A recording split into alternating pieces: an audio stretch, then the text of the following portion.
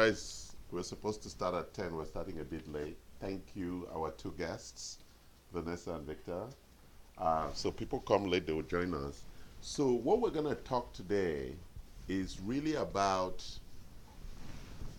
what we call the spectrum of health, okay? And the programs that we offer to support that. So we classify health in the following 4 boxes.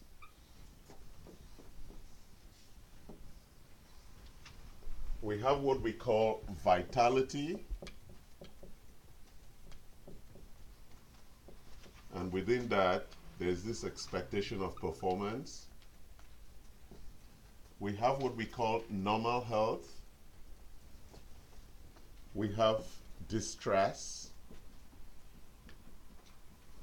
and we have disorder.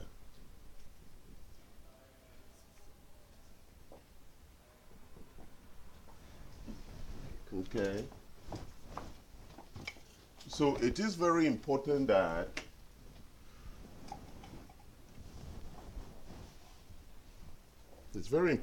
we understand that in Western medicine, this is where the whole focus is in Western medicine. That's what hospitals and most doctors and insurance pays for. They pay for disorder, right? And so when we look at what we call our clinical biomarkers,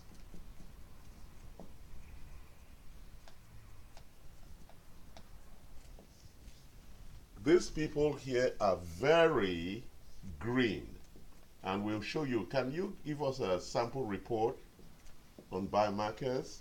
These people are green. These people are yellow. Give a sample Boston report. And these people are red. So when you go to the doctors and you're actually sick, you already have a disorder. But this is the journey that you have traveled. Because there are some people who are in perfect health. They have vitality, right?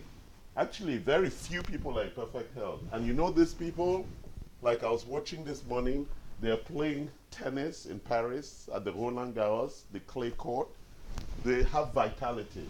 Their performance, their BMI, their blood pressure, their cholesterol is at peak performance. So if you want to have vitality, your biomarkers would be there. Most people are here. Over 60% of people above 30 or 40 years old are there. Most of their biomarkers are in the yellow, red, with some green, right? And the objective, at least Victor is already looking at some of his biomarker results already. You haven't done it, Vanessa. It's not like there's all yellow, all red, right? It's always a combination. But there are some critical biomarkers that we look at. When they're yellow and red, they give us really big indicators that something is really very wrong. So what does Anti-Fragility Health do? Anti-Fragility Health identifies where you are on this spectrum, whether you're here, or you're here, and says, what is your objective with regard to your health goals? Where do you want to be, right? If you want to be here, it's fine, then you're not our patient, right?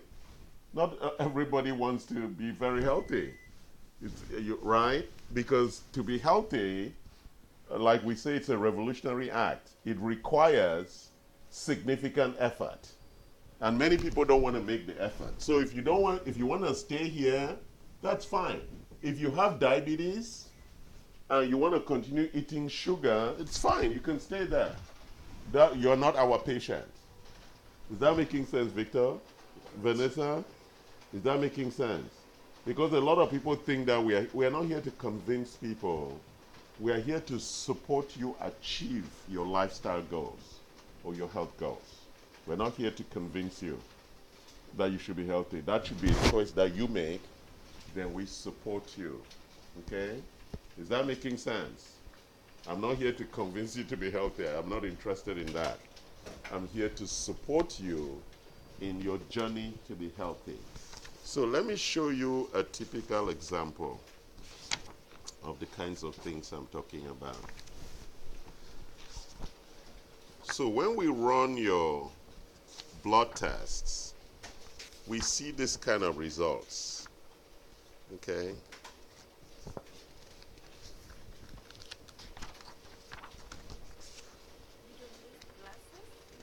No.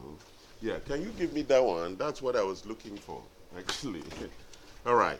So this is somebody's report. Okay? A sample report. Make copies for them so they can look at it. Yeah. Okay? So that's what I'm talking about. So you see this person, right? This person is either in distress or in disorder. See lots of yellows, lots of reds, and some greens, right? For example, but yes? these people don't know it yet. That's their problem. Yeah, okay. That's life. They say ignorance is not excuse. That's reality. If you don't know, whose fault is it? Well, I think at one point I we appreciate- have an obligation to educate them. But go ahead, Doc. No, Victor. That's not true. In an information-rich society and where people are free, they have the choice to get informed or not. So if you choose to watch Laker games than to worry about your health, whose fault is that? So we don't have any obligations. You're right. We don't have any obligation. The information is out there, right?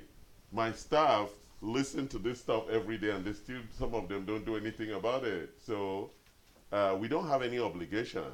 No, you're right. Yeah. It So reminds me of a story I once heard. yeah, we have no obligation.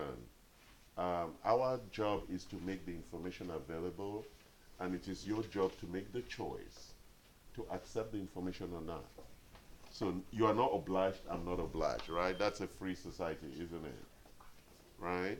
You're not obliged, I'm not obliged. Is that clear? So let me show you what this report is. I know you haven't seen it. Victor has run this report already. So Boston Heart Diagnostics is one of our big diagnostic partner. This is a blood test that you take. Most doctors in their clinics will not recommend you to take this type of comprehensive test because insurance mostly will not cover most of it. Or insurance will only cover it when you're sick, right?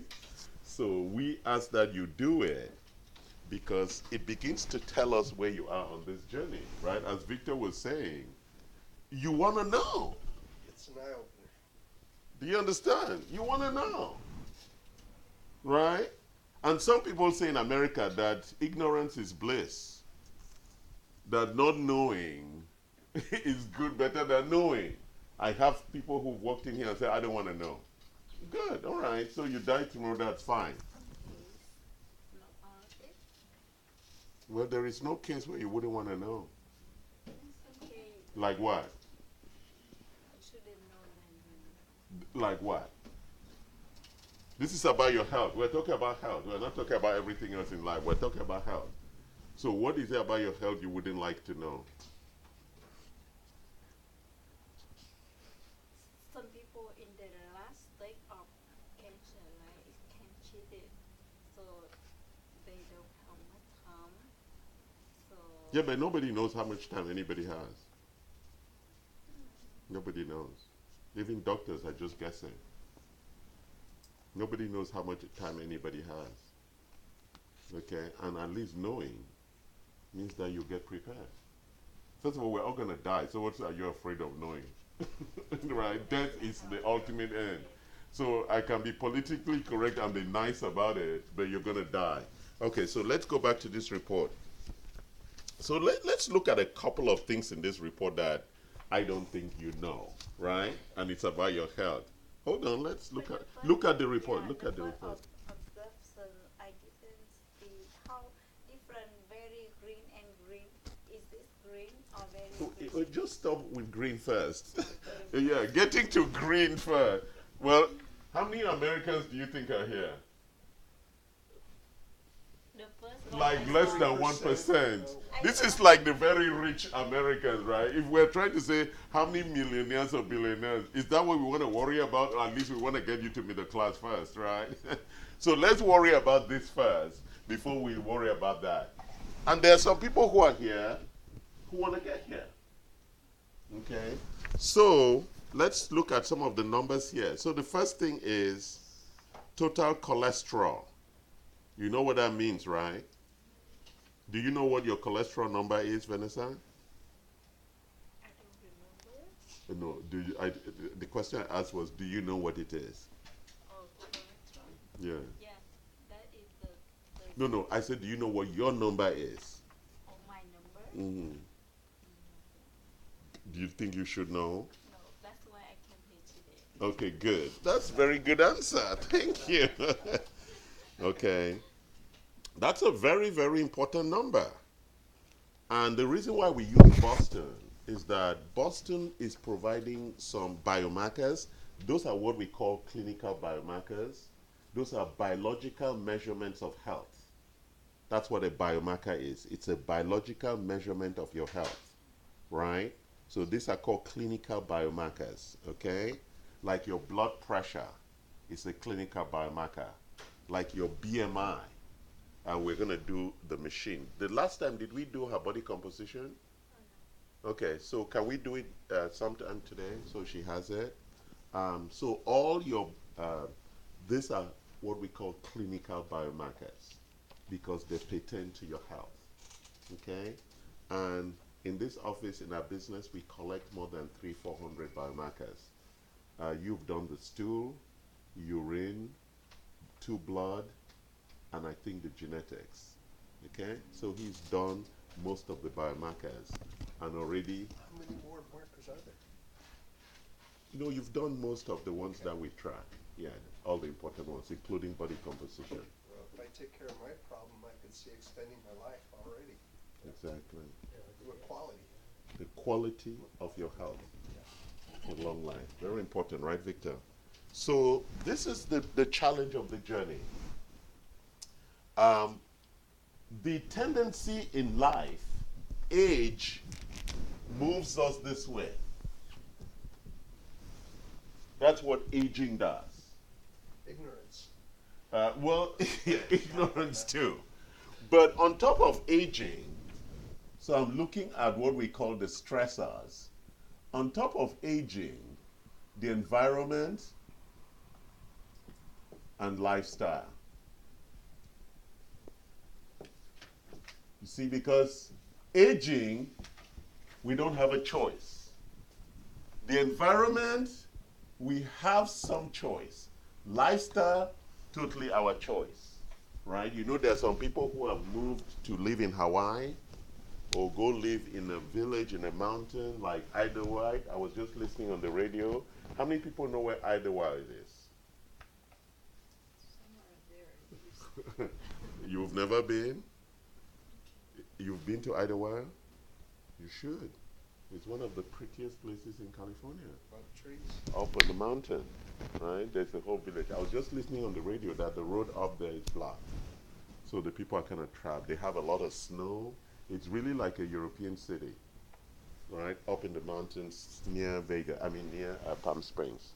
It's on the way to on the 10 freeway, and you just take off on the 243, I think, and you go up on the mountain. Idlewild, it's a beautiful environment. It has a lot of Buddhist temples. It's really a beautiful place to go. Lots of trees. In winter, it's really, really beautiful. Can you spell it? I think it's Idywll or something like that. Check it. Idlewild. Yes. Idlewild, right? Yeah. Yeah. WILD. Anyway, so those things, aging, the environment, what in the environment, Vanessa, makes you ill? Pollution. Exactly. A lot of pollution from freeways, from the air. What else? So pollution from the air. But what else pollutes our body? Excessive food.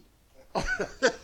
Yeah, well, that's lifestyle. I want to talk about things that you're not in control of, right? So so there's a lot of chemicals that are used on the foods, right? A lot of glyphosate, if you read recently.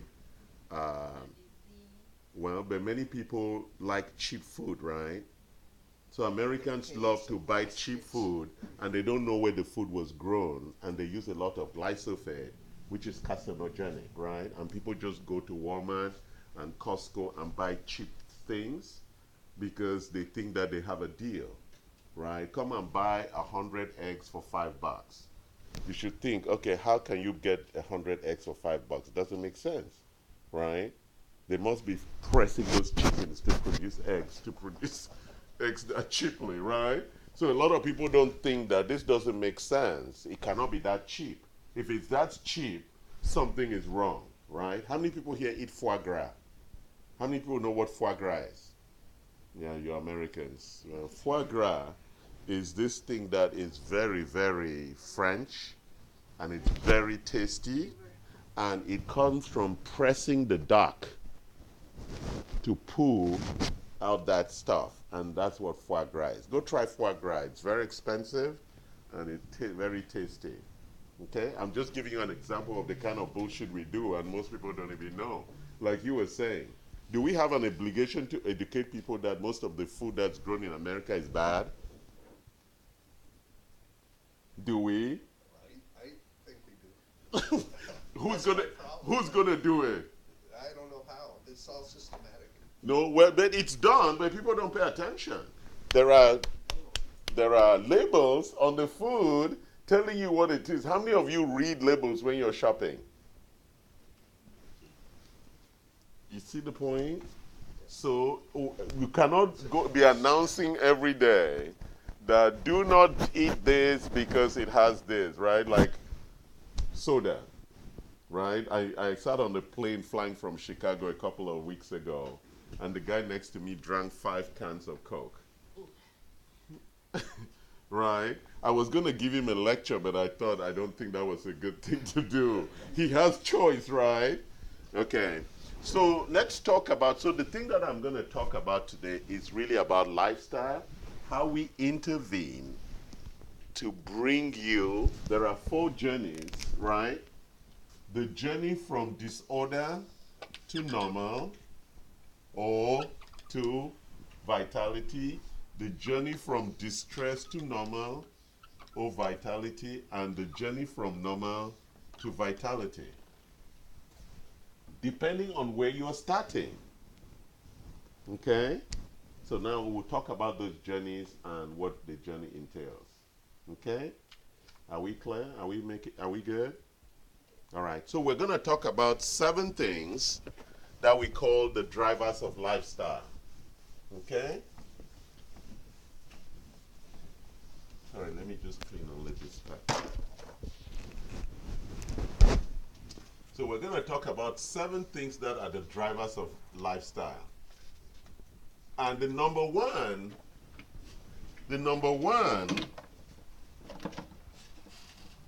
is nutrition.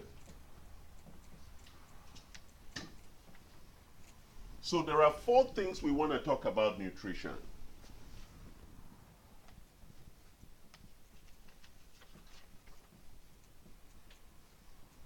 So when we talk about nutrition, we actually mean macronutrients.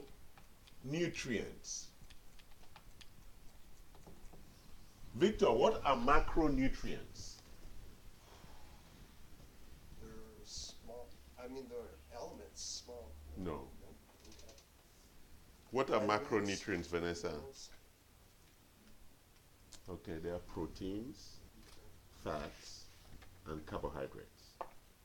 Every meal that we eat is either protein, fat, or carbohydrates. They're macronutrients, okay? So any meal is composed of those 3 things. So it's proteins, fats, and carbohydrates. So there are two things when you eat that you're expecting to get. The first one is calories. What's the second one?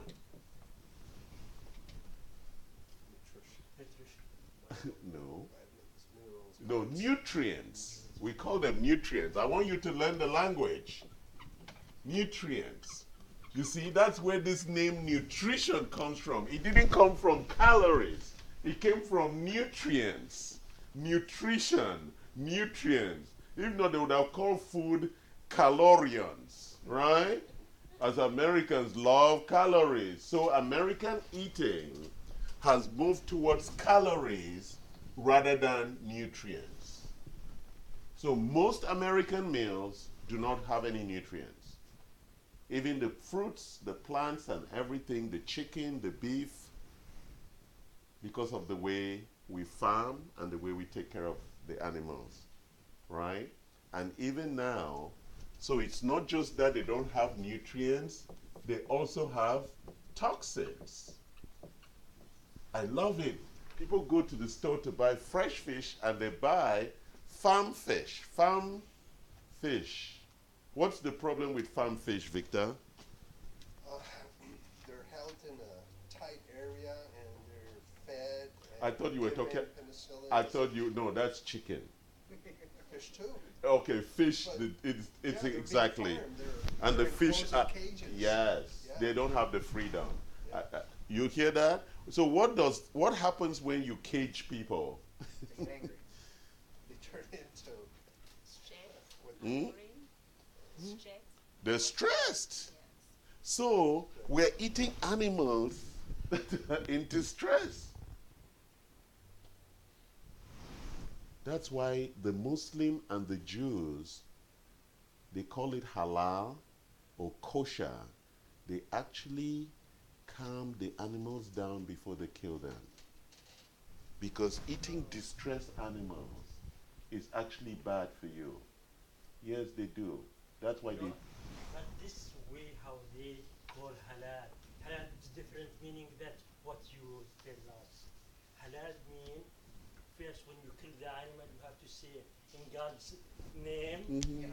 I'll I kill know. you. I, But and to drain the blood only from the animal. That's all. But to make the rest relax, don't listen to me. Don't listen to me. it's okay. Don't listen All right. to me. So you understand what I'm saying. So in the old cultures, before you killed animals, because we let the animals roam in the wild, you didn't kill animals that were in distress. Actually, in my culture, we don't kill animals that are dead. I mean, we don't eat animals that die. We only eat if we kill them. In America, you don't know whether you're eating animals that were died. Right? Because it all comes frozen and packed. You don't know whether it was diseased before you eat it, right? I came out of the meatpacking industry. I can tell you a lot of stories. Exactly. And we're all eating it. So if you're eating things that are already distressed or have disorder, what do you think is going to happen to you? And because we've been sold this bullshit in America about cheap things. Everybody's looking, oh, we got some cheap chicken, we got some cheap beef. Do you understand? Nobody is thinking about what is good quality for my health. You want to eat animals that have vitality, right? My grandfather, well, my grandfather would look at the chicken running and say, that's the one we're going to eat today. That chicken has vitality. That's the one we're going to eat today. And you'll feel the meat has real vitality and taste, right? So that's the challenge that we have with nutrition. The second challenge we have with, so the first is about calories and nutrients, understanding that nutrients is really what you need when you eat, it's not calories. Okay, it's very important. That's why we don't encourage you eating a lot of carbohydrates. Carbohydrates are required only for people who are working in a farm or in a road every day. If you're doing physical labor, then you need carbohydrates. If you're not doing physical labor, your body does not need calories because most of the carbs go straight to form energy. The fat has a different process for being used for energy or proteins. Okay, is that making sense? So typically, if you live in the city, that's why all city people are growing fat, because they take a lot of calories and they don't expend the calories. Okay, when you go to the village, like I go to Vietnam, you go south in the village in the Delta, everybody is very thin because they're all working hard in the farm or fishing every day, even though they eat the noodles and the rice. You understand? But you come to the city, everybody's growing fat because all the Vietnamese come to America and they start growing fat because now they're all eating rice and noodle and driving car all day and sitting in the office. McDonald's. Yeah, or McDonald's. You get that? So let's just talk about calories. So the theory is that you should be eating the highest amount of calories when you're 20 years old. By the time you're 40 years old, you should be eating half of that, 1,000 calories a day. When you're 60 years old, you should be eating half of that, 500. When you're 80 years old, you should be eating half of that, 250 calories a day. That's all you need. So if you can count your calories, that's all you need. So think about it. So somebody said, oh, but what if I'm 30 years old? How much should I be eating? 1,500, right? And if you're 50, you should be eating 750.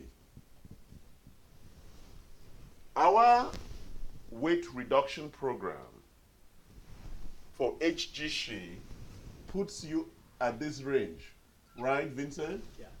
500. HCG and the healthy weight transformation puts you at that caloric level for people who want to do healthy weight reduction. Can I ask, is that not depend on the people small, very small or big, on the same calorie? I said, we actually don't need calories except you're working in the farm. I got friends that used to eat regularly and were heavy and having physical problems. They lost weight, got healthy, and they continued that lifestyle. Now they're hurting in their muscles and bones. No, that's something different. Okay. Yeah, when you're hurting your muscle or bones, it's not because of the weight. It's part of chronic illness, right? And we're going to talk about chronic illness. That's what distress is about. And we can look at your numbers. Remember, we were talking about inflammation and on other things. Pain actually comes from inflammation. And it's ways in which the body is trying to repair and recover itself, right? So let's give a quick lecture on inflammation since you bring it. So there are two kinds of inflammation. We have acute inflammation and we have chronic inflammation. So things like arthritis is chronic inflammation, but things like when you cut your hand is acute inflammation. It will swell and then it heals, right? That's the body's mechanism for healing itself, okay? Chronic inflammation is, so inflammation looks like this. You hurt yourself, the body responds, the body heals itself, okay? Chronic inflammation, you hurt and it doesn't come back down. And that chronic inflammation is what causes all of the pain. Back pain, knee pain, shoulder pain. It's the accumulation of inflammation over time. I've got a question. I found the chronic level, okay? Now, I got all the vitamins that I'm taking, and supposedly, I'm going to start normalizing. And That's the journey we're going to talk about, yeah. The body regenerates itself every couple of years. Yes, every 7 years, all your cells are replaced. Okay. Yes, but they are not replaced in one day. Well, no, Yeah. I understand that. They are replaced every 7 years, yes. And the body makes that decision. Which ones are ready to be, yes. Okay. Yeah, I love how you keep taking me into tangents. So as Well, cells, because I'm see, connecting dots. so as cells grow old, they come to this point where they have to go through what we call senescence, and that is cell death. And normal cells will go there and die. But at this point, some cells refuse to die and they become cancerous. So that's really where cancer comes, around that cell death area. Yeah, and those ones that become cancerous then become very dangerous. So typically, that's what happens when cells have to die. So everybody has cancer. Everyone. The reason why you don't develop it is because you have a strong immune system. Okay? They call them natural killer cells. These cells kill the cancer cells every day in your body. Okay? The minute they cause problem, they kill them. So when you're healthy, that's what your NK cells do. So everybody has cells that go crazy. Why? We have inflammation, we have toxicity, we have all the bullshit that we have. Therefore, we have some cells that go crazy, right? Like our children. They all don't behave the same way, right? Some go crazy, right? Or we also do go crazy once in a while, yeah. Okay, so that was another good diversion. But the question you're asking is a very interesting question. So, like, you came, we run your biomarkers, we see that you have mostly green and yellow, and just one or two red, remember? Yeah. So you're somewhere here. But at your age and your health, your goals, you want to be vital. You want to be alive. Not just living, you want to be alive. The older I get, the better I become, Doc. Exactly. You want to be alive, right? You want to enjoy life. You don't want to be walking dead, which is most Americans when they're old. They're 50, 60, 70 years old and they're taking 20, 30 medications, right? And they're barely making it. And they drive at what, 30 miles an hour on the freeway, like somebody who was driving this morning. It's like you should go stay at home. You're going to cause an accident, right? If you are driving 30 miles on the freeway, you should go stay at home. There's a problem. Yeah, it's very challenging. You're going to cause an accident, right? Okay, so we just did nutrition, and we have 7 more to go. Any questions on nutrition? So there are 2 other things I want to talk about nutrition. So I spoke about calories and nutrients. Now let me talk about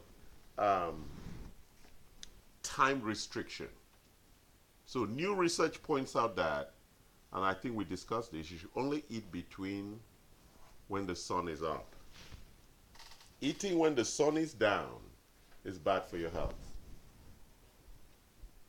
So they did a test where people were eating only when the sun was up and people who were eating anytime. The same amount of calories. The people who were eating anytime put on a lot of weight than the people who only ate when the sun was up. Because the biological clock of the body will deal with metabolism differently based on when you eat the food. Okay? That's what the research is pointing. Even eating the same amount, the body's biological clock deals with it differently. So it's very important. So that's why it's important that you don't eat after 6 p.m. During the summer, it doesn't get dark till 8:30. Well, then you can go to bed, right? But exactly. So you see The sun's up. The sun is off, exactly. But that's part of the challenge, right? Like right now, the sun is up because I play tennis at 6:30. So the sun is up at 6:30 or 6, and it doesn't go down till about 7:38, like last night, right? So that's the challenge. But you want to eat within that time when daylight is still open, okay? So any questions on that? Now let's talk on nutrients. You heard already about nutrients. Vanessa, what are nutrients? Yeah, what are nutrients?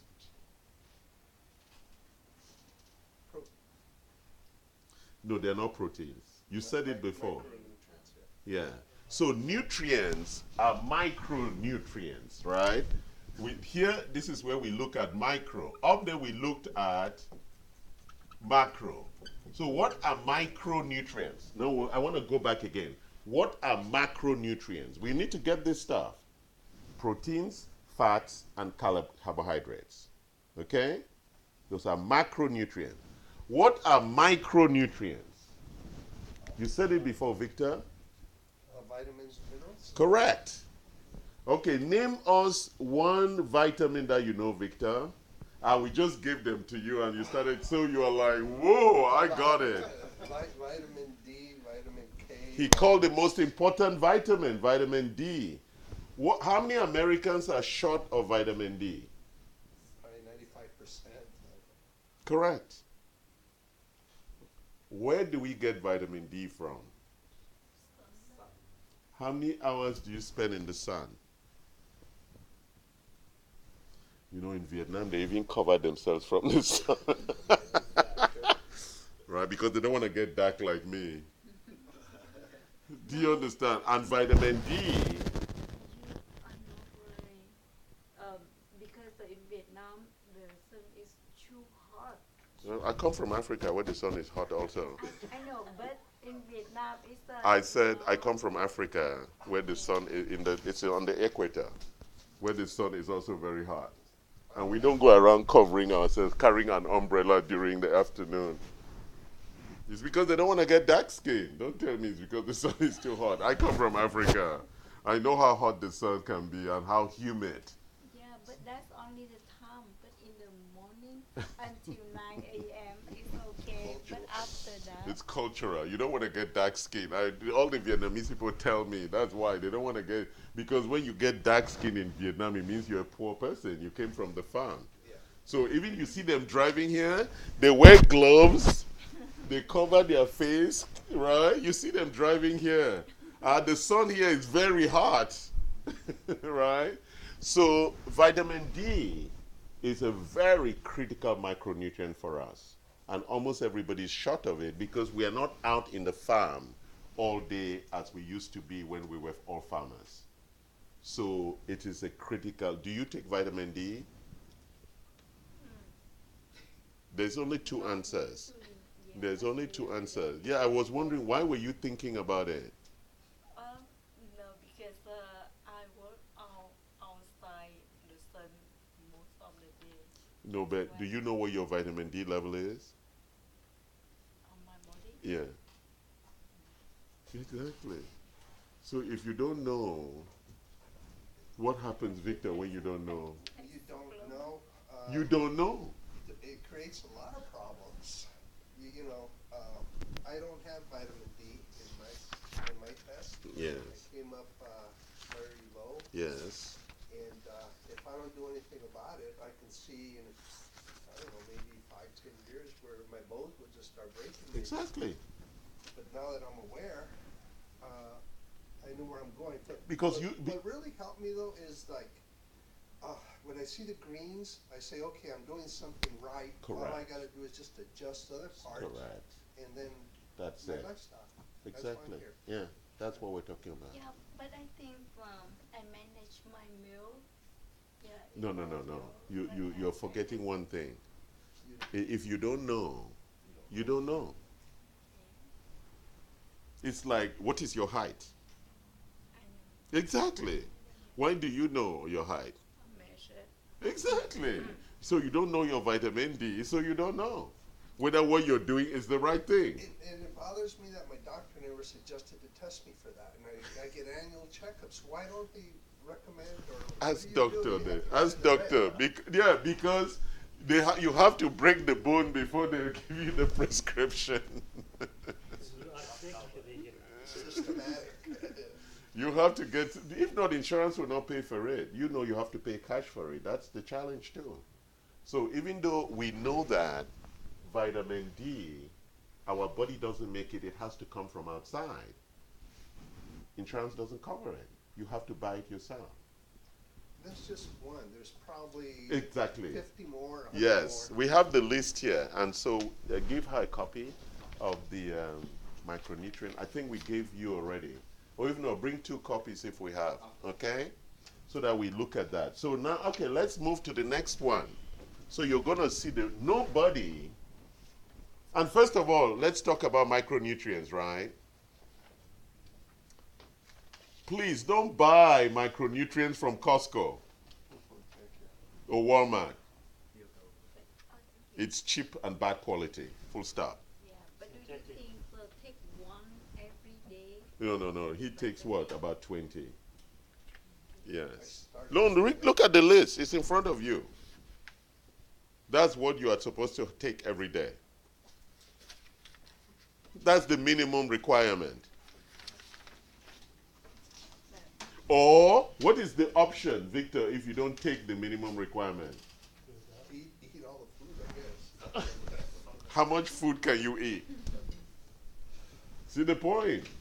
Or you'd get to there, then they will say, now we put you on 10 medications. Do you think Then you have to, no, if it's medication, I take my medication. If it's micronutrient, well, why do I have to take it every day?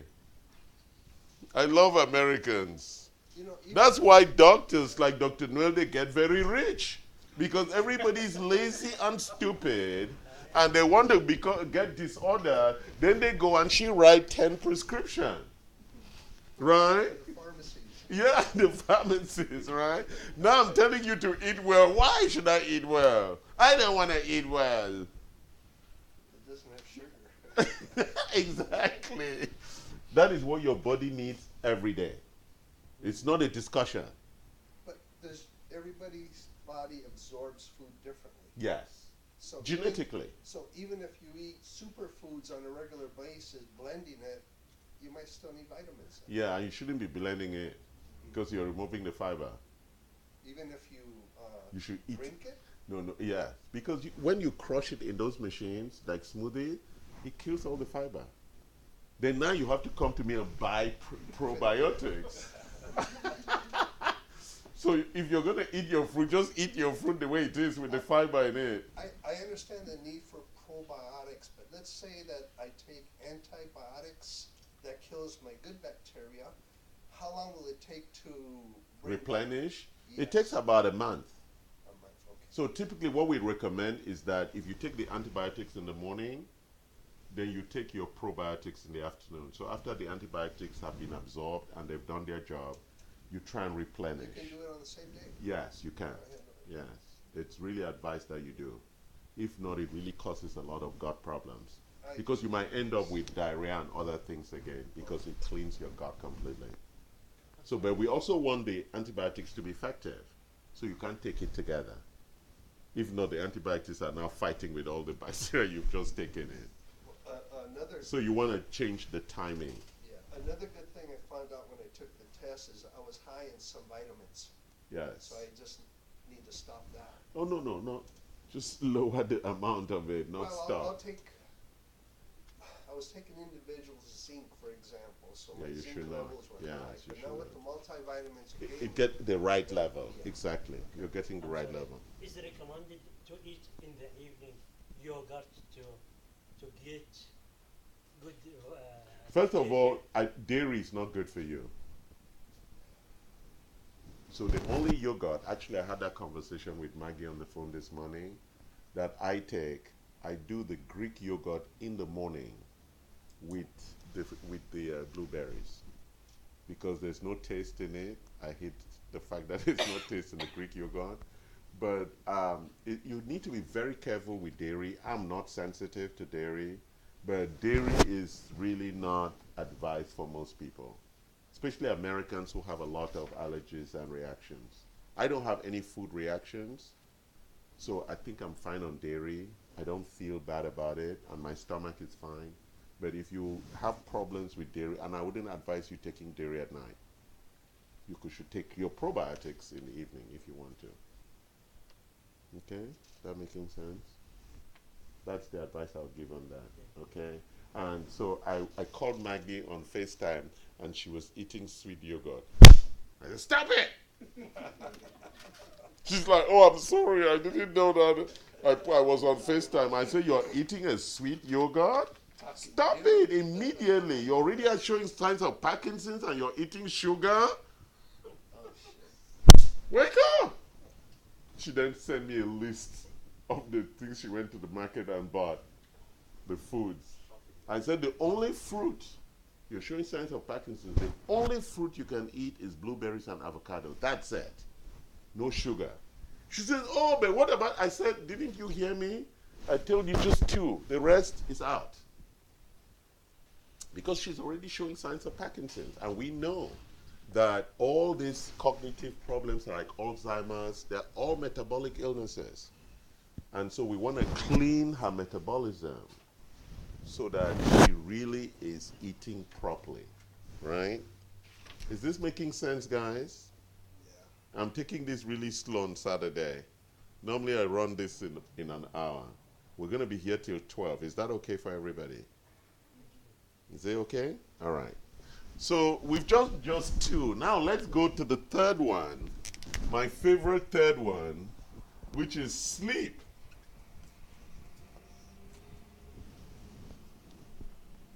So sleep is the biggest challenge health-wise in America. How many people here, Victor, how many hours a night do you sleep? Now, 8, 9. Wow. Before, 5, 6. Before what? When I used to work. Oh, really? A Wow. lot of stress. So now you're sleeping 8 hours. How many hours do you sleep, Vanessa?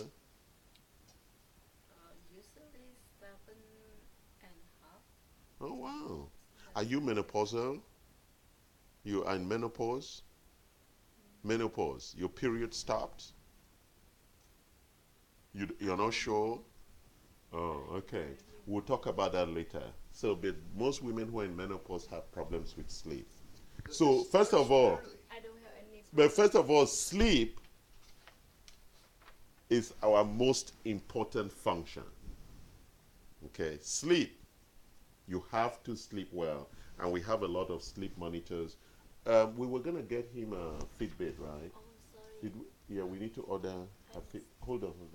We need to order him a Fitbit because we want to start tracking That's a him. real commitment, Doc. I'm committed in supporting you. Okay. All right? That's my commitment to support you achieve your lifestyle goals. All right, we'll do a teamwork. Okay? So we want to make sure that we have vitality. I gotta lose 30 pounds. Sorry, you asked me. I didn't understand. Now I understand. No, I'm not reached that time yet. Oh, okay. You're not in menopause yet. Okay.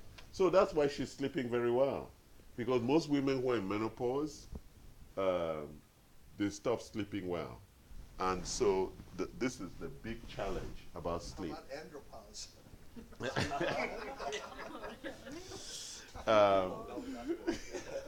And also, we want to make sure that it's not just how long you sleep, it's how deep you sleep. So when we give you the Fitbit, it measures some of that. We have some other instruments that also measure that because we will give you a sense of how much light sleep, deep sleep, how many times you wake, how many times you turn. It's a whole science. Yes, and it's very, very important. Whether you have sleep apnea, it also measures how many times you stop breathing. Because, like one of our patients didn't know that she stopped breathing at night, and one night she's measured that it was 20 times she stopped breathing. People who have sleep apnea, they do like that. That's stopping breathing. So a lot of people have sleep apnea. They don't even know, except somebody sleeps with you and tells you that you don't breathe when you're sleeping. So that's why most lonely people who are not married, die alone. Because if you have a wife there to say, wake up, you're not breathing, at least you won't die alone on your own, right? Because sleep apnea is very, very dangerous. Okay? So it's good to measure that so that you know whether you have sleep apnea, and that's why it's important to lose the weight and be in a healthy weight. It affects your snoring and your sleep. Okay? Now let's talk about the other beautiful one. Stress.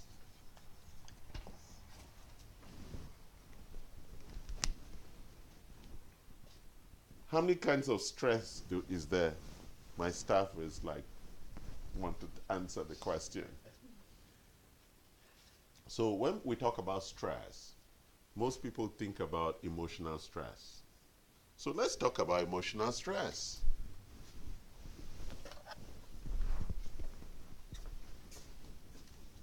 So you got the spelling for either one, right? The city. up in the mountains, just on the mountains near Cabazon, Morongo. So if you go to the desert, it's just up there. So let's talk about stress. So there are 4 parts to stress. There is emotional stress. There is sleep, stress that comes from sleep or lack of sleep. Stress that comes from inflammation. And stress that comes from sugar, glycemic.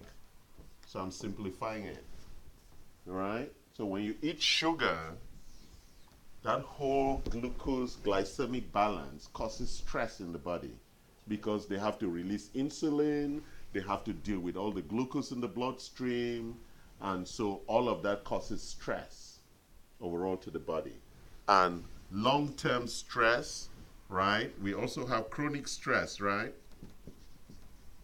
That comes from that. Like those people drinking Coke every time. Then there is stress from inflammation, right? And most of the inflammation really starts in our gut, right? Because that is where the bacteria and everything is fighting with our immune system, and it causes a lot of inflammation. So if you don't take care of your gut very well, you have a low immune system, which leads you to have cancer and other things.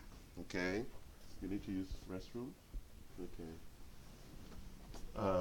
Then the third one is when you don't sleep very well. Okay?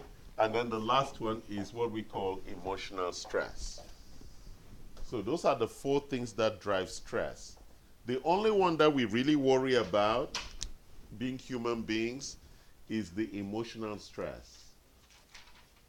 And I have a formula for talking about emotional stress.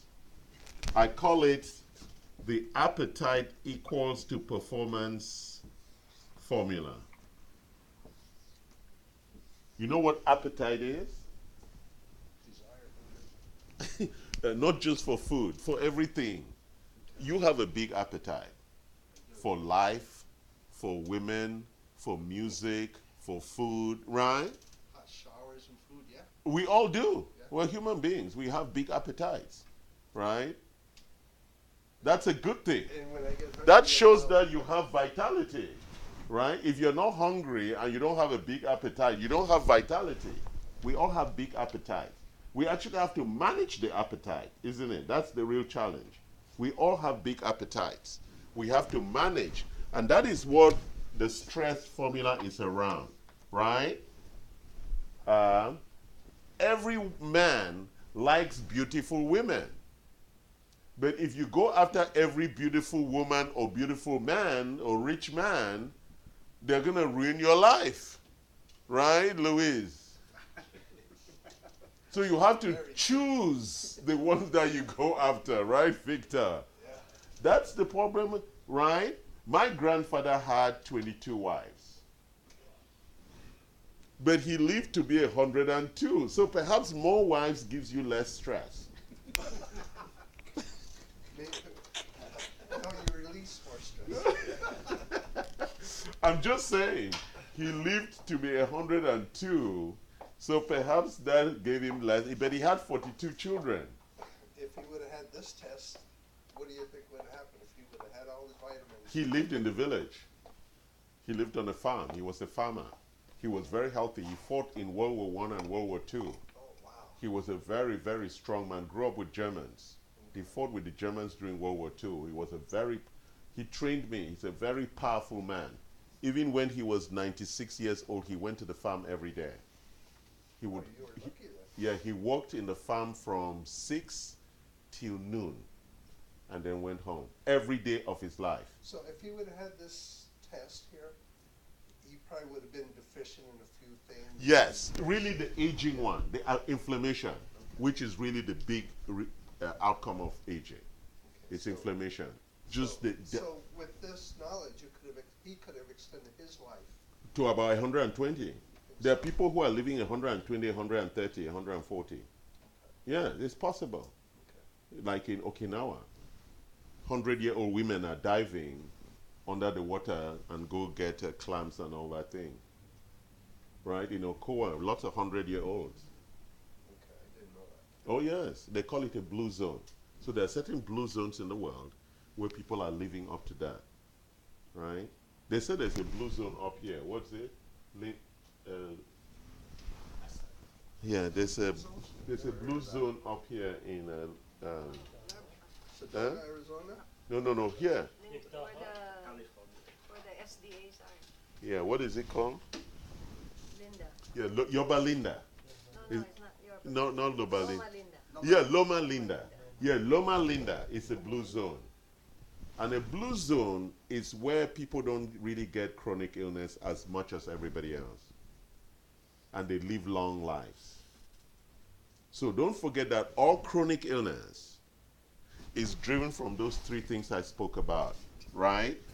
Age, aging, environment, and lifestyle. If we didn't age, we will not get chronic illness. So if you can slow down aging, which is what we do here, it's good for you. You clean your environment. That's why I use this air and water filters and make sure our food and everything is really, I go to farmer's market. That's where I buy food now for the last 1 year. Only farmer's market Any food. farmer's market. At least if you know the farmers and make sure you're getting good food. Because all the grocery stores are lying. I don't trust them. I don't trust Sprouts. I don't trust Trader Joe's. I don't trust Whole Foods. I don't trust them. They're liars. Because everything they put on the packaging, you cannot verify. So if I go to the guy, as I'm going to go, the farmer's market closes at 2 in Costa Mesa.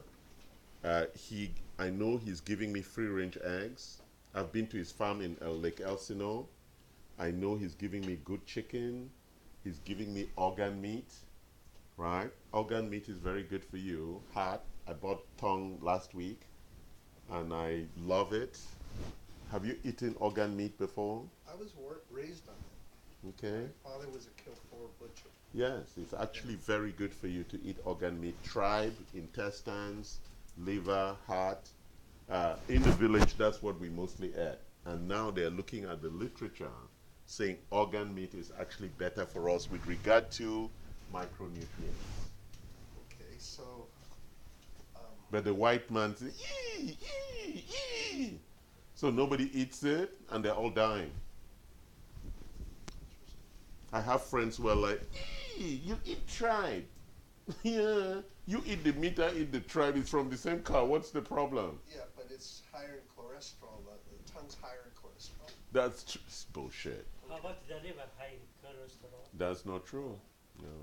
I eat pate all the time. It's very good for you. It gives you a lot of the minerals. I can show you some of the research, right?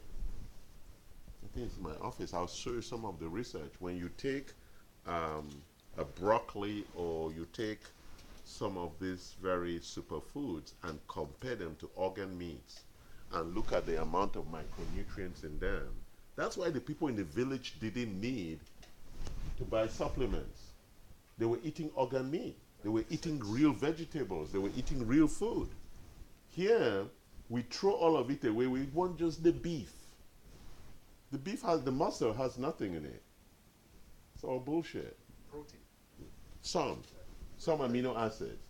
But then the first soup has more of the protein because when they boil the bones and the beef for a long time, it breaks down the complex proteins into amino acids to actually give you what you actually need, collagen and all the other amino acids. From the bones. Yes, and the marrow, Okay. and the marrow. Okay, all right. Talking about stress, appetite, and performance, right? So a lot of people have big appetite for food. That's why most people are obese. They eat too much. Because this should be the biggest portion of food you eat. Your wrist.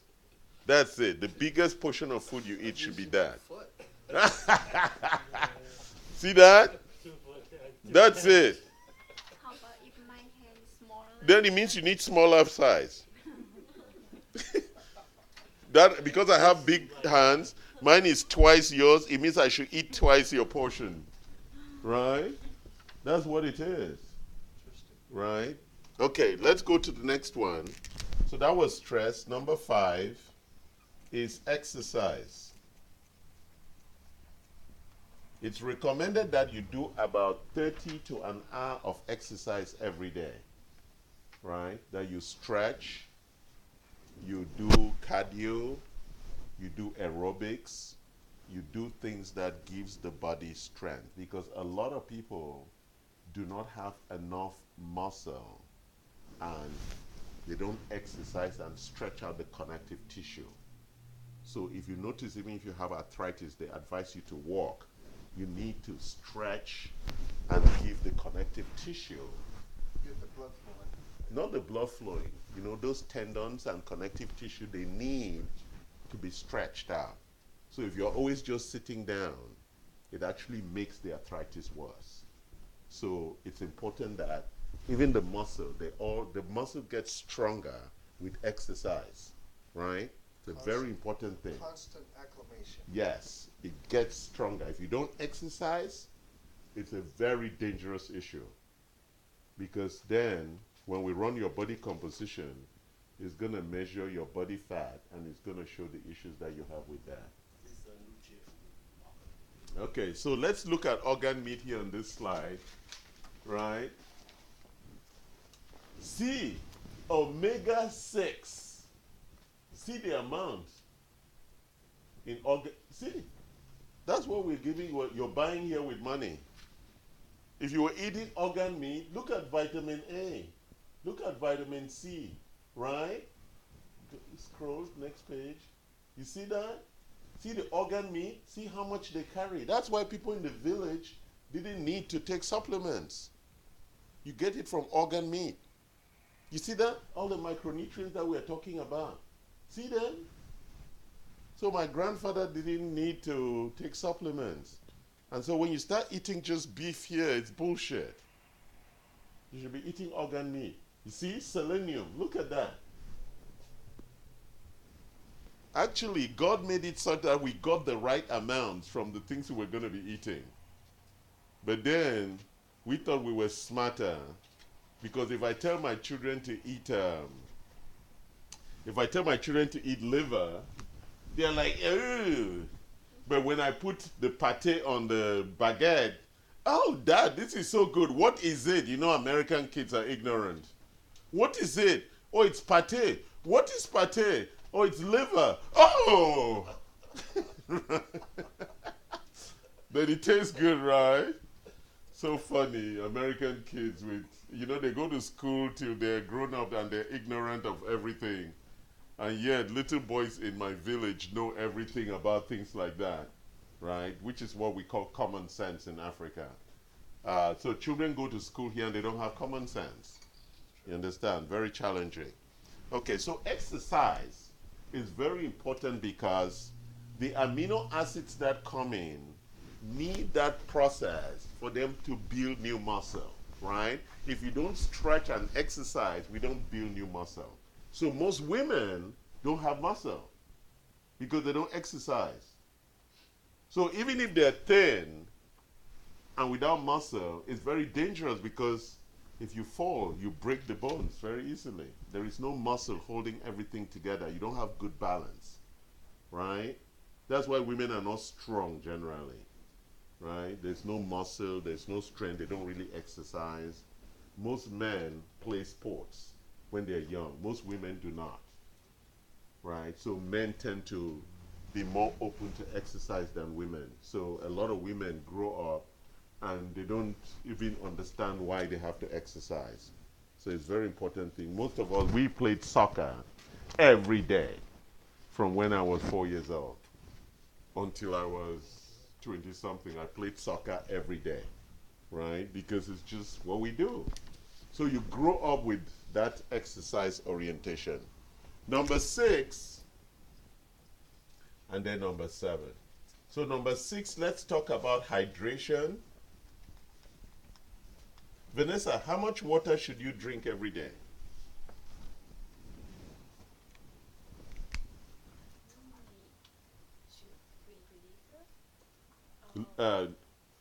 no. We don't measure. We don't measure how many glasses of water you drink a day. Only before I'm eating and when I wake up in the morning, I drink glass of water, So how many overall? 5, 6. How many do you think you should be drinking? They said that I should drink 4 liters.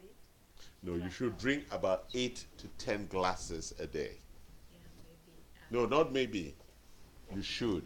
Yes, but Okay, it's not about maybe. But it's not just any water. I'm not Well, enough water. You should. Why should you? Why is water important for you? It's fluent in your body, right? Okay, so the most important reason why water is important for you is that as water leaves your body becomes acidic. And acidic bodies are disease prone. So you need a lot of fluid inside your body. And then that's how things are absorbed and eliminated, right? Water soluble. Most of these macro and micronutrients are carried in and out of the body because they're water soluble. So there are two kinds of absorption and elimination processes in the body. It's either fat soluble, and there are very few that are fat soluble, like all the supplements we gave you, and most of them are water soluble. You understand? And so water in the body is very, very important. Do you count when I eat soup? I eat a lot of soup. Yes, but it's not enough. You need a lot of water. Because sometimes, yes, you need a lot of water. Don't count soup or No, soup counts. tea or milk. Well, first of all, you should not be drinking milk. Why are you drinking milk? I love it. You listen to her like that's what I was teaching on Thursday. I love it. No, you should only do things that you need, not things that you love.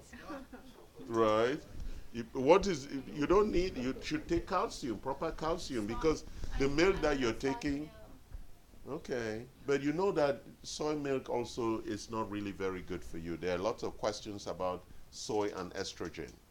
So you have to be careful. Go read the literature on that. It's not very good for you.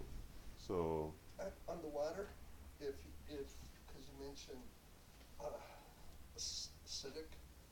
acidity. acidity Yes. in the system, would drinking alkaline water help? No, it does help, but you have to be careful because when you look at the whole passage of the stomach, the top part of the stomach is very acidic. That's why in the old culture they told you not to drink water when you're eating, because you want to retain that acidity to break down the food. Then after you've eaten, it's okay to drink water. What about drinking a glass of water so you eat less? I do that. About 20 minutes before? I do that, Is yes. there a rule we Yes. should try and follow? I do that. When I'm hungry, I first drink water. And then if I'm still hungry, 30 minutes later I eat. I don't really like food that much. I love good food, but the food has to be really exciting for me to want to eat it. I don't know if that's a blessing. I think it is because I'm bored with most foods. I can't stand most foods. Most foods are boring to me. So I would drive long distances to go have a good meal because I really like good food. Are you a good cook? Yeah, I'm a good cook. Yes. I can travel distance. Yeah, I bought tongue last week. Today I'm going to buy a rabbit from the guy, and I'm going to make a rabbit stew for my daughter. So I love those kinds of things. With carrots and vegetables? Yes, yes. And I use a lot of squash, and I use a lot of cabbage. And I buy the different colors because the different colors are very important for you, especially the purple one. Lots of onions, lots of tomatoes. All right, hydration. So it's very important. And let's talk about the last one that is like the big one, toxicity. A lot of people, so there's a reason why I didn't put carpets in this office. Carpets are very toxic because they're all made from petroleum products. They are not Persian carpets. Persian carpets, most of us cannot afford, right? Those are real cotton, right? It's made, yeah. The carpets you have today is all bullshit petroleum. And it breathes. All these chairs, they breathe into the air and we suck in the carcinogens, the chemicals. Right? So our air, that's why we have these machines. The air quality is one of the most important issues with regard to toxicity. The car, they recommend that when you get to your car, before you start the car, put the windows down, especially if the car has been sitting in the sun. Put the windows down, let air come in before you start the car. When you start a car that has been sitting in the sun, you breathe all the chemicals that have been released inside the car because almost everything in your car is made from plastic. Is that making sense? It should do. Okay, so if the car's been standing in the sun all day, don't just go in there and start it. Oh, it's hot.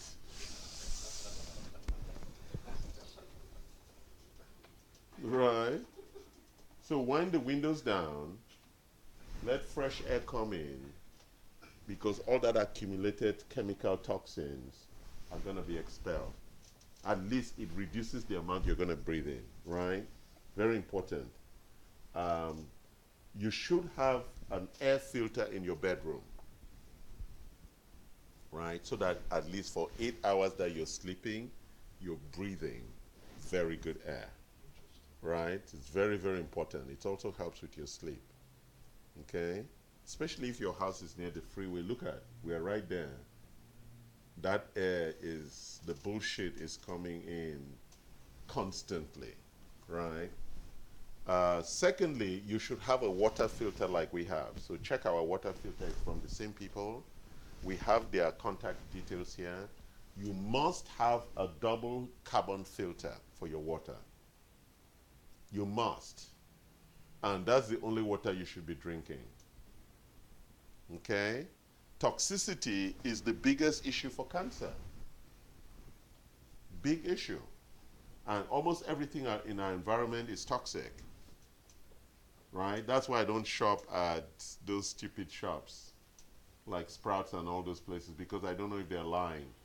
And most American farmers use fertilizers, glyphosate. Look at the reports. And glyphosate is carcinogenic. And wash your vegetables with vinegar. And do not cut raw chicken on your counter. When the CDC came out a month ago with that rule, everybody was angry. How can I cook my chicken without cutting it? Because the amount of salmonella in raw chicken is disgusting. So if you bring the chicken out of the bag and you put it on your cutting table, it spreads those germs across the kitchen table. So what they recommend... Won't they just stay on the cutting board? No. Pieces of it are sparkling as you're cutting it. And then you wash it in the sink, you're just spreading it. Eat it, sometimes you eat it. Yeah. So they say, boil the chicken, then cut it.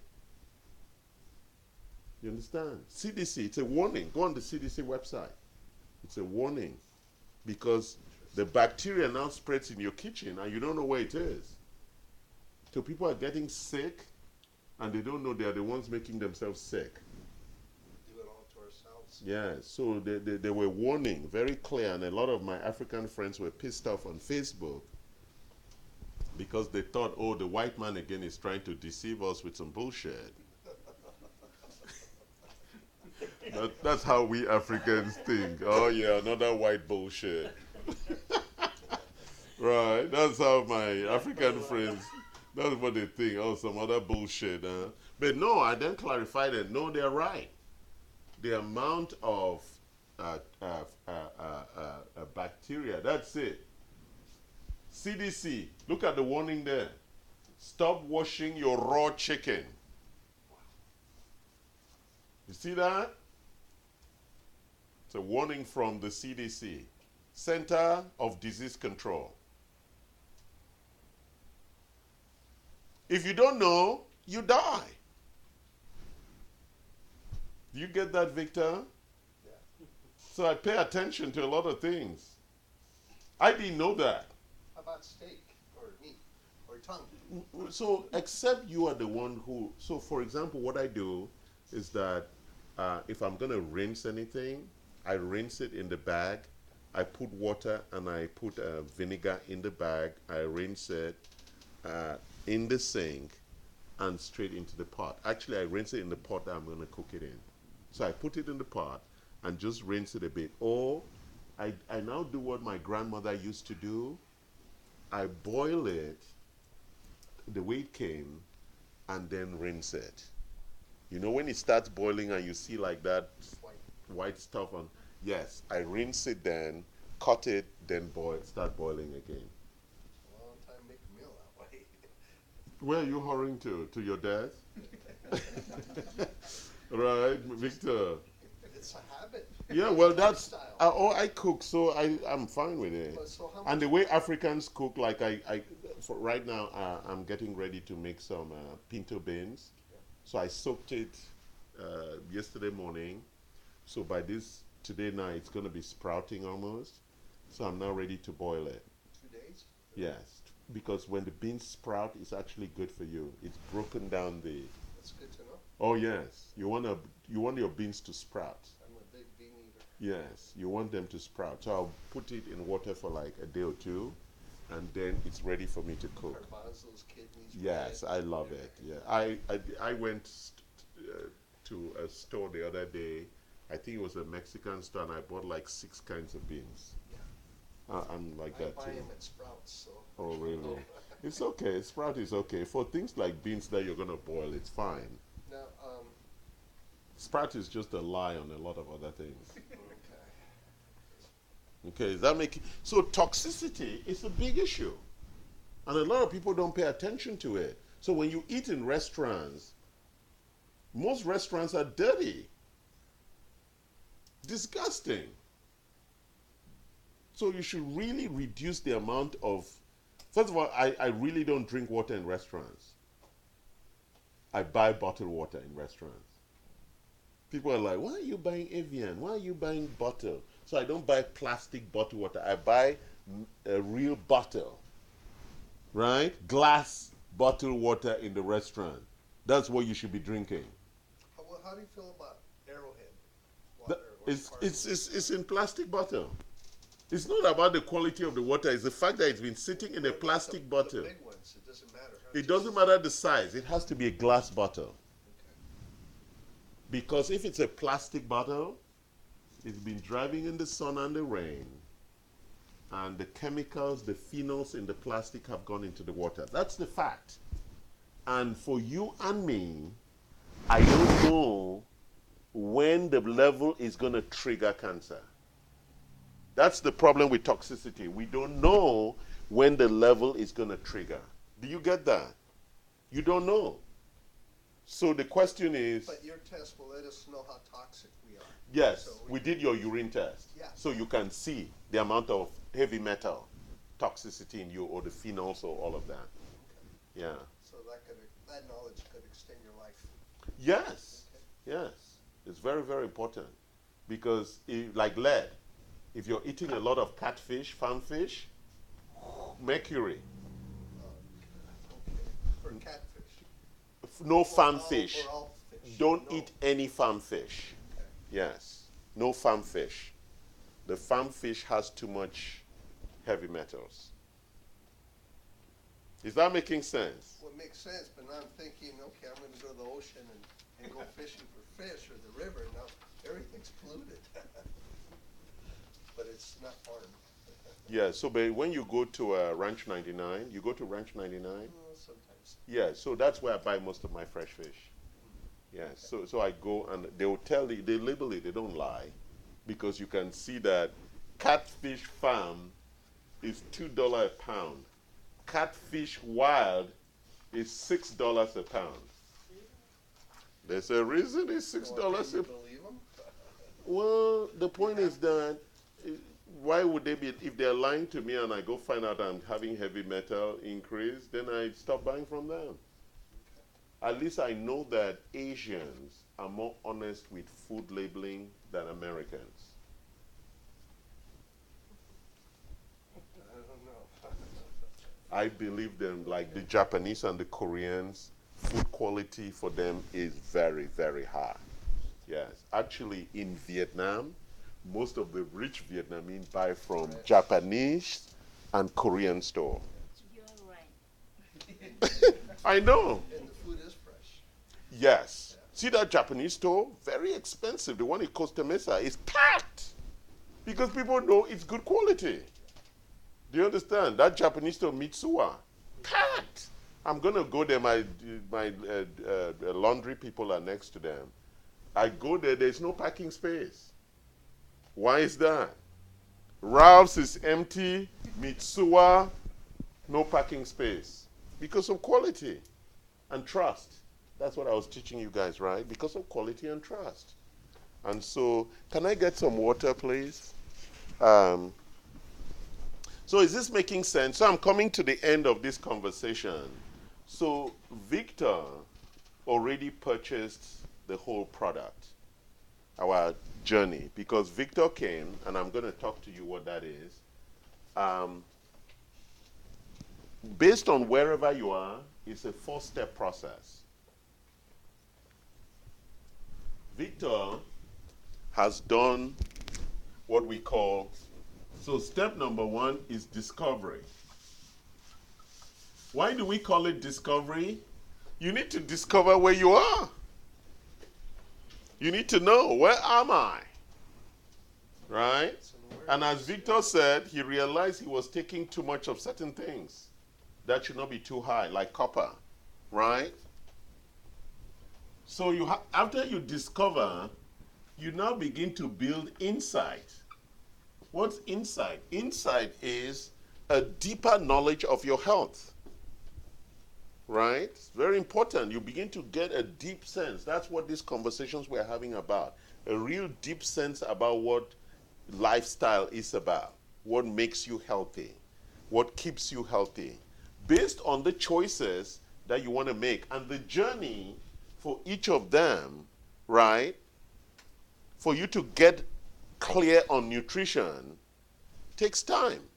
Because now you need to understand every food, when, how much, calorie, right? It takes time to build all that knowledge properly. Because most people have just been eating unconsciously. You just go to the restaurant, oh, I like that. You know, that's how people eat in America. They eat what they like. They don't eat what they need. There's a difference. In the villages, people ate what was needed. They didn't eat what was liked. And they didn't eat the things that they liked the taste. You know, like the first time I came to America, I went to a restaurant with people and say, oh, I always have the salmon with the this. Why would you always have one thing? Oh, that's what I like. No, your body needs more than what you like. Your body needs all these things, right? So it's very important that we move away from what I like, what I want, and begin to have a deep understanding of what you need. That's what we talk about insight, right? And then number 3, you start the big journey of taking action. Why is action very important? Action in life, Victor, Vanessa, oh, you both have V's. It just clicked right now. The 2 V's in my workshop today. Action is the only way we get what we want. If you don't take action, you don't get anything. So our 3rd step is that now that you know, you take action. And then the last step is that we support you through monitoring for you to achieve your goals. So this is the 4 steps we take you. Victor has just gone through discovery and insight. and it's now beginning to take action. It's still sinking in. Exactly, right? To try and figure out all the different tests. Yes. that need to- It will take time, and that's, you're still at that inside action stage where you're, wow, okay, I get that. Oh, okay, what about this? Okay, it's a lot for somebody to take together, but this whole process is what we call intelligent lifestyle design. Takes time. That sounds good. You're redesigning, you're redesigning your lifestyle, isn't it? And a lot of people actually think they're healthy until we run the tests. You know how a lot of Americans think they're healthy? Oh, I'm fine. I eat well. I'm good. I'm okay. Yeah, let's run the test and see. And then they're like, are you kidding me? Is that my result? So when we run this test, even my son who is 32, when he ran his result, he was shocked because he's very obese and he doesn't eat well and he has a stressful job, eats a lot of fast food, and when we ran his result, he was in shock. And so this, for you to move from here to here, for a lot of chronic illnesses, this journey takes about 20 years. 20 to 30 years. So it's not like it shows up that you're going to be diabetic. No, your sugar levels need to be high for like 10 years for it to cause the disruptive injury that leads to diabetes. Do you understand that? It's not like, oh, your sugar is high today, that's fine. No, your sugar is high all the time and the body is saying, hello, hello, and you're like, no, I like Coke. Hello, I like Coke. Hello, right? Then diabetes arrives, then you go to Dr. Noel, and Dr. Noel writes some metformin for you and some this, and then you go home, continue eating sugar, and you come back because neuropathy has started, and Dr. Noel says, okay, we need to increase the dose and add some other medication, right, Dr. Noel? Did you hear that? That's what most people are going through out there. More than 100 million people with diabetes or pre-diabetes. 100 million Americans. So part of what we are doing is that the healthcare costs we cannot bear in the future. So we need to start taking responsibility for ourselves, our family, and our friends. Right? You asked us, is there an obligation for us to tell everybody about this? I think so, in our families and our friends. There is an obligation to talk to them about health, that you are responsible for those things. The government is not, isn't it? All these things we are responsible for at a very personal level. I think the school system. Should be teaching this. Oh, yeah. Well, but the point is that their parents also don't know anything. And so there's a culture of ignorance that pervades it. Everybody's ignorant, right? That's true. And so even a simple thing like washing chicken becomes a big political argument. Americans just love to argue about stupid things. They say, don't wash your chicken. Cook it before you wash it. Why? Right? Wash your hands after you use bathroom. Why? But once you understand, they go along with it. Well, but how come they're not teaching us that at home? I learned to wash my hands at home. Parents are working, you have a lot of single parents. Well, that's the problem when everybody wants to get divorced. Why should they get married? Well, You see how that's it's... another debate. No, but you see, Victor, how it compounds. And then we're now left with a problem where we're expecting the government to take care of everybody. When if you go to the older cultures, within the family, that's where the responsibility of you getting all knowledge comes from, not from the school or the government, especially common sense. I was shocked when my children were going to school in Irvine, and I went for a football game, and I said, oh, can I use your bathroom in the high school? I had never been to a high, because I didn't go to high school here. So they took me to my son took me to the bathroom, and I walked in, And I came back, I said, my son, this is disgusting. Why is the bathroom so dirty? Oh, the janitors have been on strike. I said, what? What janitors? He says, oh, the janitors clean the bathroom. I said, you guys don't clean your bathrooms? In Africa, we have no janitors. We clean our bathrooms.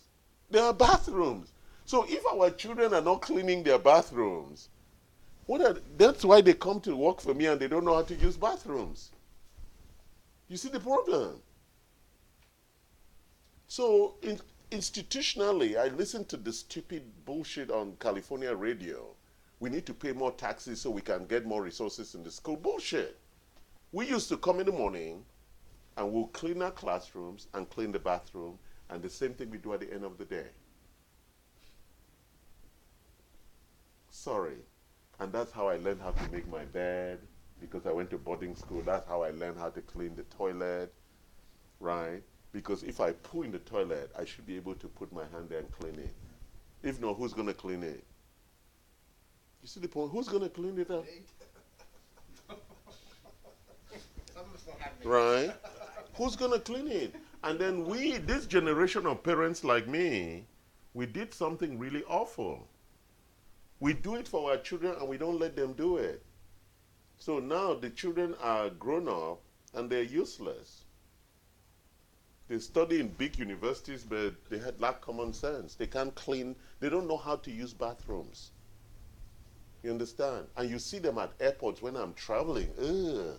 People come off the plane, go use the bathroom, and they walk out without washing their hands. One after the other, I see it in men's bathrooms. So it's cultural, you understand? And so you're carrying all that germ, right, from the plane. So I was reading this article. What is the worst, germiest place on a plane? Seats. The seat pocket is dirtier than the toilet on the plane. They say don't put anything in the seat pocket. The second dirtiest place is the headrest. Lice and all the bullshit is in that headrest. Do you get this, guys? So we need to really be aware of the world that we live in and not just be stupid. That's how some of us just live life. The cleaners didn't clean it. Well, what if they didn't do a good job? I want people to become more awake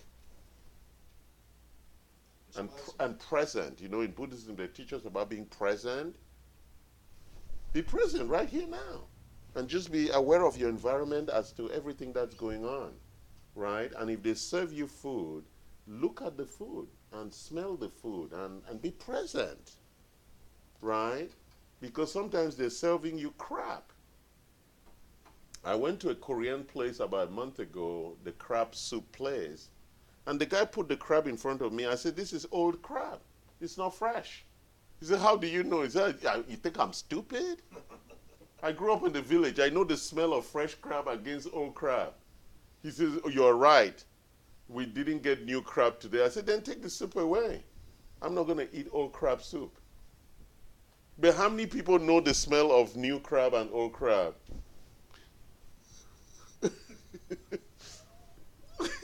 Do you see the point? And seafood is the most dangerous thing apart from chicken. You understand? Because when seafood really has stayed longer out of the sea, it becomes very dangerous. See, that's why I go buy the fresh fish there and I get them to clean it and cut it and rinse it for me, and I just take that and I cook immediately, right? Because it's very important that you don't let fresh seafood stay long without being cooked.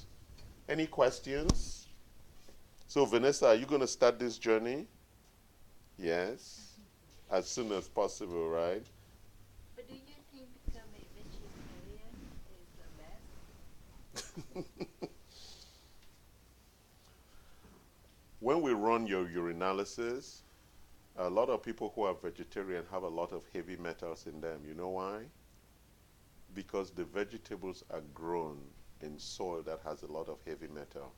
So in Southern California, a lot of the broccoli and vegetables, kale, comes from Central Valley. And Central Valley has a lot of fracking that brings a lot of the dust that settles on all the plants. Do you understand? So it depends where you buy the vegetable. But being vegetarian is fine, but you need to test where you are. It doesn't matter what your diet is. And the challenge with vegetarians is that they don't get enough micronutrients. Because if you don't eat, I showed you the organ meat.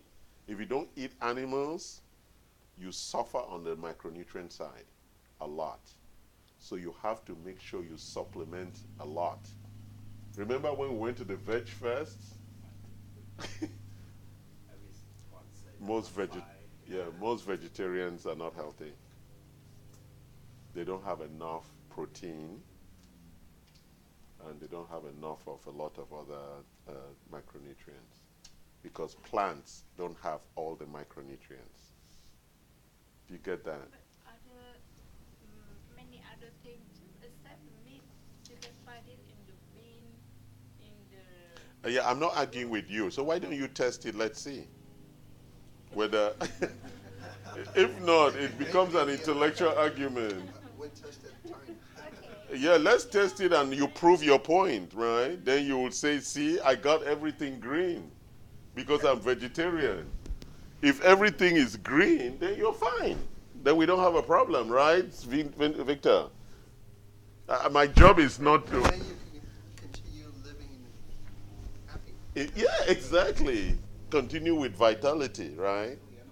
No, I'm always happy, even worse. No. Yeah, but the point is that you cannot have vitality if you have pain. Because the minute you start getting distress and disorder, we see people here who have had pain for a long time. Nobody is happy who has neuropathy.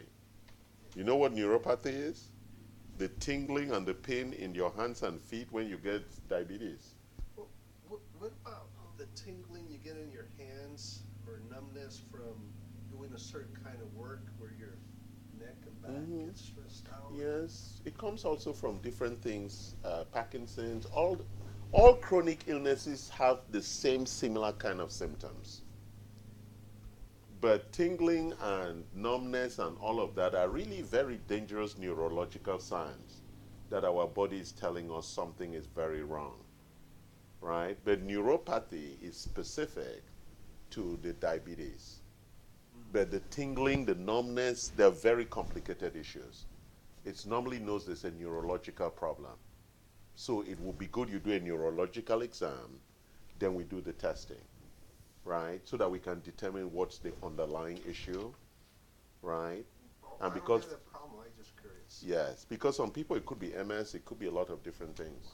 Parkinson's. Well, I know a lot of people that maybe do nails, you know. The that varnish, the work, or toxicity. masseuses, Yeah, the you know. toxicity. Like the MS woman, he came here the other day, a patient. She's a masseuse, and she's already diagnosed for MS. And that's A probably. lot of the women in nail shops, they all that chemical every day, very, very bad for their health. Because there's a lot of phenols and things that are being ingested. Toxic, Yeah, toxic. So if they don't wear mask every day, Then all the gossip they get every day. That's it's also toxic. You know. It causes stress. Any questions, Vanessa?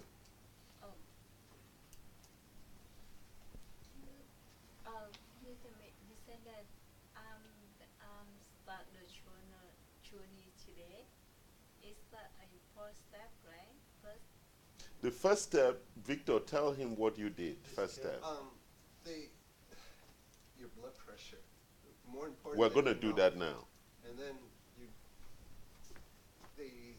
you hold on to some handles, and you feel a little something going through, and it's able to measure different things in your body. And almost instantly, or in a few minutes, it can tell you some new information for you about your different parts of your body, the moisture, the muscle, the fat, and it's just an awareness. Maybe you're not drinking enough water and you don't even know it. Yes. Maybe you should be drinking more. Correct. Now I found out I have to change the water I'm drinking because there's something in my study that In terms I of the still don't absorption. understand yet. Yeah, slowly you'll Yeah. get there. Yeah. But So he it has is an an absorption eye-opener. issue between his cell and the bloodstream. So when we run the micronutrients and we run the blood, we can tell whether he's absorbing and his level of acidity. Oh, okay. So technology help us a lot, right? The knowledge For that the test gave me let me know where I need to go. But Exactly. it also gave me confidence of where I'm at. Oh, exactly. Because it gave me an awareness of where I know I want to go. Hmm. Okay, and you're here for the same reason, because you want to be happy and healthy, for a lot of years. And for We're all Vic, here and that. for Victor, All of us. if I may mention it, he's in his 70s, right? Yeah. He's very healthy for somebody in the 70s. And Very remarkable results from him. So that is an affirmation to him. Yeah. Hold on, guys. That's an affirmation to him that he's been doing a lot of things right. Now he just has to fix the little things. And so that's very encouraging. And those little things could mean Uh, 10, 15, 20 years of life. Correct. Or Or life of bad health. Yes, if you don't fix them. Yeah. that's not my goal. Exactly. Yeah. No, I was just saying that if you didn't fix those things or you were not aware of it, And not aware. yeah, you could. Awareness. The consequences of it could be. Out of sight, out of mind is comfortable, but you don't know the ultimate It's results. very dangerous. So you have to get a mindset. You have to know where you want to go. Hmm. I mean, that's for everybody. You get in the car, you're going to drive around, but if you say, I'm going to go to the market, I'm going to visit a friend, I'm going to go Shopping. whatever, shopping, Yeah. then what happens is you do those things, and your life is the same way. Yeah. You have to look at where you want to go. Go. And You know, then we can you have support to you. Take time and dream, okay? And you might, it helps, because it gives you a vision, a goal of where you want to go. Because if you don't have no direction, you're just going to go in a circle.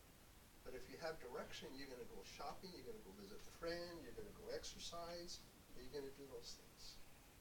you're right. And the older you get, the better you become, if you want to. And you're here because you want to. Thank We're you. all here because we Victor sounds almost like the owner of this shop. And Victor is spot on. That's what it is. My job is to support. You need to want to, right? Most people don't want. Most people want to, but they don't want to take the action. Well, I got a question. Yes. I want to, and I can start it, and when I Yes. start it, I start slacking off. How do I get back up? That's why we're here. We'll make sure you come for regular visits. Okay. You know that measurement machine? Yeah. That brings you back here. And every time you come here and we do that measurement, I will take you into a room. I actually have some belts.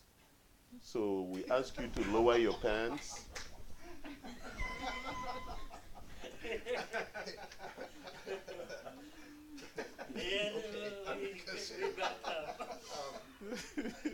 I realize. No, you asked the question. I'm giving you the answer. I'll take you into the room and.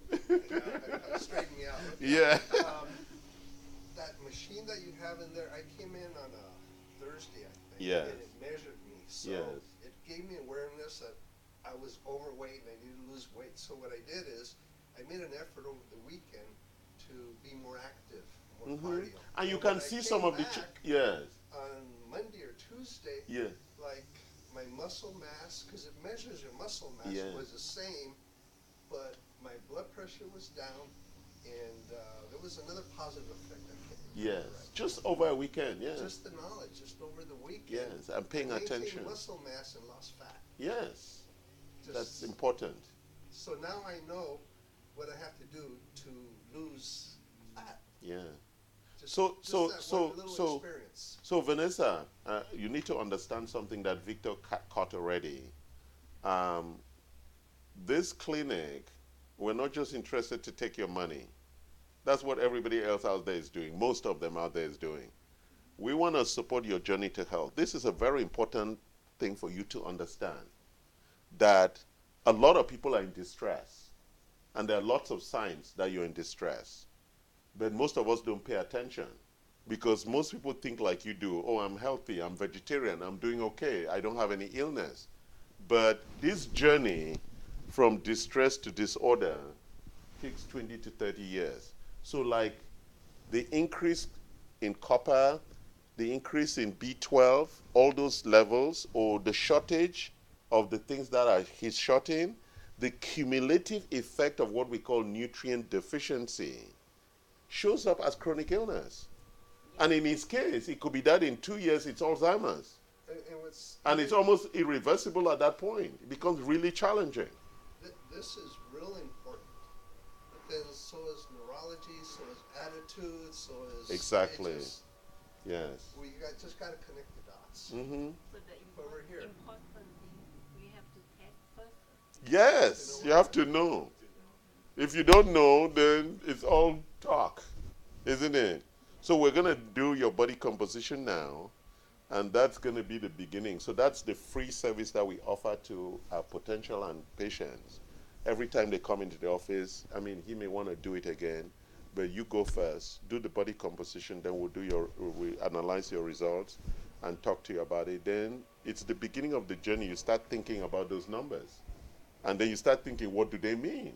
Why is this number? Why is that number, right? Now you are beginning to develop what we call insight, intelligence about your own health, right? Forget about what you've learned, that you grow up, you get old, and you die. I mean, that does happen, but what I'm trying to say is that life can get better, okay? It's just that self-imposed limitations that you have within yourself, you have to get rid of them, okay? You have to know where you're at and know where you're going. Correct. Do you understand that? So Victor speaks really very clearly about this. And he's a good patient. Just new. What? He started this about a month ago. So there are some patients we have who were here on Thursday and Wednesday who've been with us for a year. They're all working very hard. This is a lot of hard work, as he said, because you have to have knowledge about all these things in depth. You really need to know. The body is very complex. You have to know. There is no excuse. Right? I believe that you will spread everything for your relative, your family, like Oh, kids. Slowly. yeah. Slowly. Oh, I have family members. We send a text that goes to all the family. Yeah. And I've already made them aware of the test. I haven't told them anything specific. Yeah. But there's interest. Yes, slowly. Especially blood pressure. Many people are walking around with high blood pressure who are not on medication. They're not even aware. I've known people that are on blood pressure medication and pacemakers, and I guess it helps them, but I didn't think they need to do that because they didn't try this other stuff first. Well, like I said to you, Dr. Noel, in her other practice in the real world, doesn't have time to do this. I'm not charging you for this. Do you see that? Yeah. We're not charging for this. How do we make money from this?